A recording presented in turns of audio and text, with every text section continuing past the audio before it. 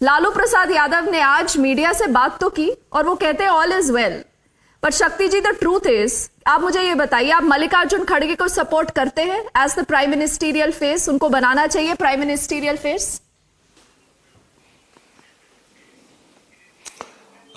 जिस प्रस्ताव को स्वयं ही मल्लिकार्जुन खड़गे जी ने ही अस्वीकार किया और कहा कि चुनाव के बाद तय होंगे, ये बात स्पष्ट तौर पे जान लीजिए, बिहार ने एक शुरुआत की, एक पहल की सकारात्मक, आदरणीय नीतीश जी, आदरणीय लालू जी, आदरणीय तेजस्वी जी, जब सब लोगों ने मिलकर करके देश की सभी उन पॉलिटिकल पार्टियों को एक मंच पर लाने में कामयाब हुए जो चाहते थे कि देश में लोकतंत्र और संविधान दोनों महफूज रहे और सुरक्षित रहे। हालात क्या है? लोग कहते हैं कि इशू इस देश के अंदर में क्या है? आम आदमी का इशू क्या है? महंगाई है, बेरोजगारी है, युवा चाहता है, रोजगार चाहता है, नौकरी चाहता है। वो काम राज्य सरकार कर रहे हैं नीतीश जी के नेतृत्व में बिहार के अंदर में। जो लोग कह रहे हैं कि ऑल इज वेल नहीं है, तो जरा उनसे मैं जानना चाहता हूं कि एनडीए के घटक दलों में क्या सीट के बंटवारे हो गए? किसी चैनल ने तो नहीं पूछा? जो छोटी छोटी पार्टियां जो एनडीए के घटक दल के रूप में शामिल हो चुके हैं इंडिया गठबंधन में, उनके बारे में पूछे कि शक्ति आजल जी, आप भी मेरे सवाल से ना, आप भी मेरे सवाल से दूर हो रहे हैं। प्लीज, तो मैं आपको दोबारा सवाल बोलती हूँ, क्योंकि देखिए मल्लिकार्जुन खड़गे क्या आरजेडी उनके चेहरे को सपोर्ट करती या नहीं? खड़गे जी ने क्या कहा उस पर मत जाइए, मुझे आरजेडी का स्टैंड बताइए सर। मैं पूरी तौर पर बता रहा हूं, राष्ट्रीय जनता दल इस बात का पक्षकार है, शुरू से रहा है। और जब जो मैजिक जो अंक हैं आने के बाद में दलित भी हो सकते हैं, पिछड़ा भी हो सकता है, महिला भी हो सकता है, पुरुष भी हो सकता है, तो पिछड़ा भी हो सकता है, और 1 दर्जन से ज्यादा ऐसे काबिल लोग हैं इंडिया गठबंधन में जो वर्तमान प्रधानमंत्री से ज्यादा पात्रता रखते हैं। नेता लोग कुमार जी के बारे में, और नीतीश कुमार जी के अंदर तो सबसे वरिष्ठ मुख्यमंत्री होने का पहले ही से मौजूद है। सवाल को घुमा दिया आप। अच्छा, चलिए एक लास्ट कोशिश करती हूँ शक्ति जी, एक लास्ट कोशिश करती हूँ। नीतीश कुमार को क्या प्रधानमंत्री पद का चेहरा घोषित करना चाहिए या मल्लिकार्जुन खड़गे? मैंने फिर आपको दोहरा दूं, आदरणीय नीतीश कुमार जी ने कभी प्रधानमंत्री बनने की इच्छा जाहिर नहीं की, लेकिन पात्रता का जब सवाल आएगा तो देश के वरिष्ठ मुख्यमंत्रियों में से एक है, राज और केंद्र दोनों चलाने का अनुभव है या नहीं है ये बताइए। चलाने का अनुभव है, आपकी इच्छा है या नहीं है?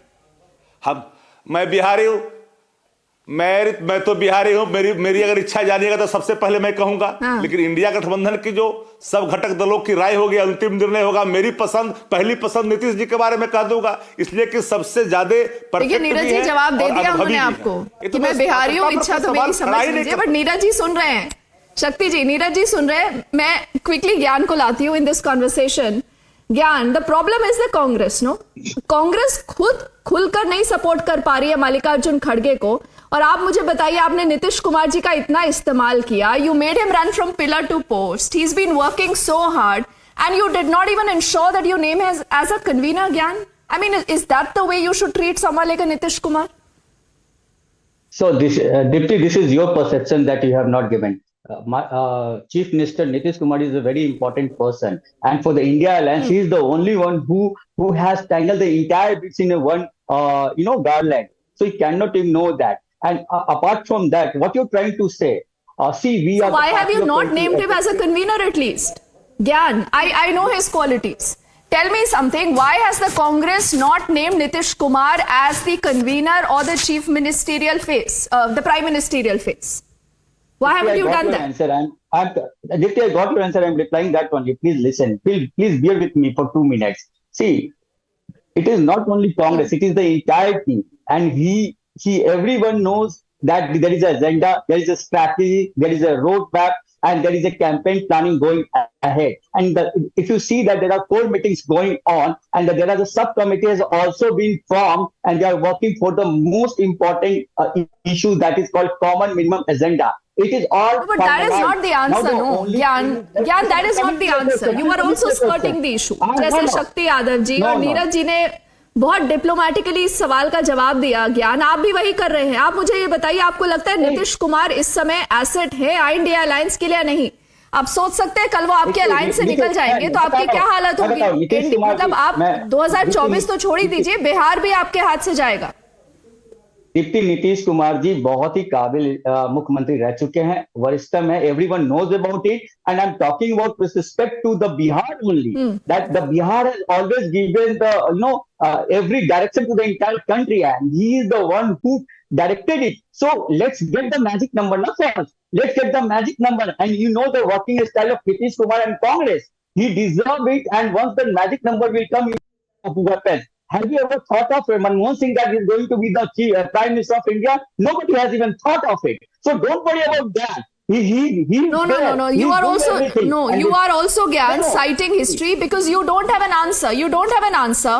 Let me get Neeraj ji back into the conversation. Neeraj ji अब देखिए ये कांग्रेस की स्थिति है. अगर आप हिंदी हार्टलैंड की बात करते हैं सर, नो मैटर आप लोग कितना अच्छा परफॉर्म करें, लेकिन आप भी ये जानते हैं कि अगर वो 200 सीट जिस पर कांग्रेस और भाजपा का सीधा सीधा मुकाबला है और उसका स्ट्राइक रेट पिछले इलेक्शन में 5% था, अगर इतने कम स्ट्राइक रेट के साथ कांग्रेस काम करती है sir, no matter what you people do, Congress तो आप सबको डुबो देगी. नहीं, देखिए सबसे पहले बात तो मैं गुरु प्रकाश जी को बता दे रहा हूँ कि आपने कहा कि पीठ में खंजर मारा. हाँ. तो 2017 में आप कैसे मेरे साथ आ गए थे? आप तो जनता के जनादेश का सम्मान नहीं किए. 15 में तो ग्रैंड अलायंस को मैंडेट मिला था और आपने जीतन राम मांझी जी के बारे में कहा कि उनका अपमान हुआ, तो हमने तो उनको मुख्यमंत्री बना दिया, लेकिन आपने बाबू जगजीवन राम के छात्रावास योजना को बंद कर दिया. इससे बड़ा पाप कुछ नहीं हो सकता है राजनीति में. लेकिन चलिए आगे बात. मूल विषय यह है कि इंडिया अलायंस के आर्किटेक्ट नीतीश कुमार जी हैं और बीजेपी कितने सीटों पर है?